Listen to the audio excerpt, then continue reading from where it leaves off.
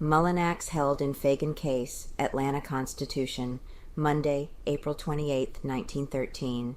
Page 1. Former streetcar conductor arrested as he leaves the home of his sweetheart on Bellwood Avenue.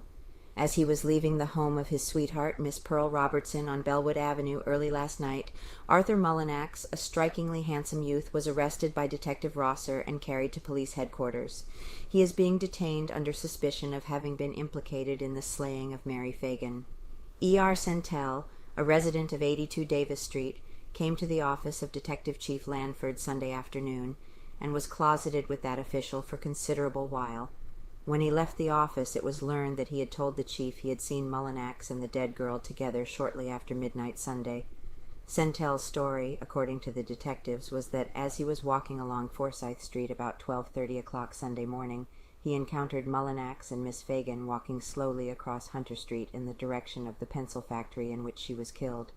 He recognized both, he said, as they crossed under the street lamps. Mullinax given 3rd degree. Chief Lanford also declares that he has other information to the effect that Mullinax was seen with Miss Phagan in the vicinity of the National Factory near midnight. Mullinax was brought immediately to headquarters, and at 9 o'clock was subjected to a rigid 3rd degree in the office of Chief Lanford. First he was quizzed by the detective chief, by Chief Beavers, then by a number of detectives acquainted with the mysterious tragedy. He told a straightforward story throughout, however, maintaining that he had spent the early part of Saturday night in company with Miss Robertson, the woman whose home he had just left when arrested, and that they had come uptown to a theater. He and Miss Robertson returned to her home before 10:30, he declared, following which time he went to his boarding place at 60 Poplar Street, retiring for the night. He knew nothing of the murder, he asserted, until reading of it in the Constitution's Extra Sunday Morning. He also stoutly maintained that he was not intimately acquainted with the dead girl, that he had never been introduced to her, and had spoken to her only once during his life. Several words missing who talked with him at police station, Mullinax told a story coinciding with the one he told the detectives.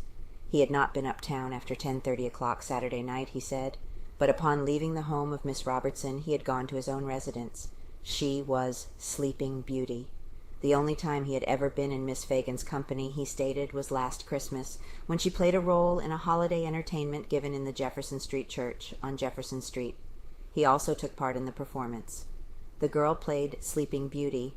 He was favorably impressed with her looks.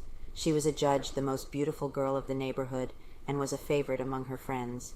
I couldn't keep my eyes off her, he said. She noticed it, and while I was standing near her, she remarked that I looked good with my face blacked. I played a blackface part. I turned to her and replied that I'd keep my face blacked all the time then. That was all we said. I was never with her after that. Mullinax is an ex-streetcar conductor. He was working as substitute conductor on the English Avenue Belt Line, which traverses the part of town in which the slain girl lived with her parents. Detectives aver that they have evidence to the effect that he was well acquainted with Miss Phagan, and that they were good friends during his streetcar career. Also that they were often seen talking together as